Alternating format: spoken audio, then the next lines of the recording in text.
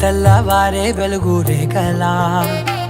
పచ్చ పచ్చ పచ్చి మట్టి బొమ్మలా